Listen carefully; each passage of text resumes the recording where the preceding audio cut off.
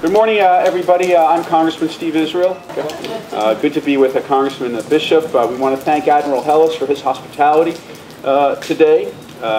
Want to acknowledge Jim Forde, who's on the board of directors of the U.S. Merchant Marine Academy Alumni Association, Class of '88. Jim will be saying a few words. Thank you to Charlie Hill from the Alumni Association for joining us. And we have three Merchant Marine Academy moms with us today. Denise Kummer from Northport, Nancy Boronsky from Dix Hills, and Dawn Hoffler from Holbrook. Today, Congressman Bishop and I are joining together to announce legislation to keep this academy open in the event of another government shutdown. Now, we hope that there will never be another government shutdown, but the fact of the matter is that there have been many government shutdowns over the past several decades. The 2013 shutdown from October 1st to October 16 forced the Merchant Marine Academy to shut down itself. Students were sent home, coursework was upended, schedules were disrupted, midshipmen in their senior year were in danger of not being able to complete their courses in time to graduate, and meanwhile, every other service academy in the country remained open. That's just wrong, and it doesn't make sense. The Merchant Marine Academy should not be the casualty of Washington politics.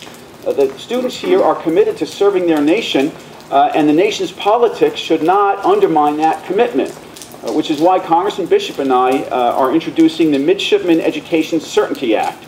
It is just common sense. It would allow the Merchant Marine Academy to remain open during any future government shutdown by automatically appropriating the funds for the duration of that shutdown or the lapse of an appropriation during that shutdown. We must pass this legislation. We must provide the midshipmen of this institution with the certainty that they deserve.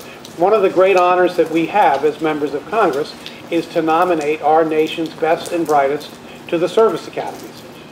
What we owe the best and the brightest is the best that we, as their elected officials, can bring to the table in terms of seeing to it that their education continues at the highest possible level and certainly continues without interruption caused by politics and, frankly, caused by disagreements that were easily avoided. I'm honored to join Congressman Israel in supporting this legislation. It is common sense. It ought to attract great bipartisan support. And as we return to Washington next week, that's what Congressman Israel and I are going to do. We're going to try to bring our colleagues to the table so that we can just take this one cooperative step to see to it that the young men and women that we appoint or nominate from all over this country have the certainty they deserve.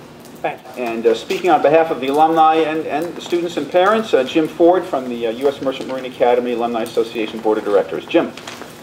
Thank you, Congressman. I'm a graduate of the Merchant Marine Academy Class of '88, and the United States Merchant Marine Academy Alumni Association and Foundation is proud to endorse this bill to ensure no future shutdowns of the Academy, as well as the bills pending in the House and Senate for a more robust Board of Visitors consistent with the other four federal academies.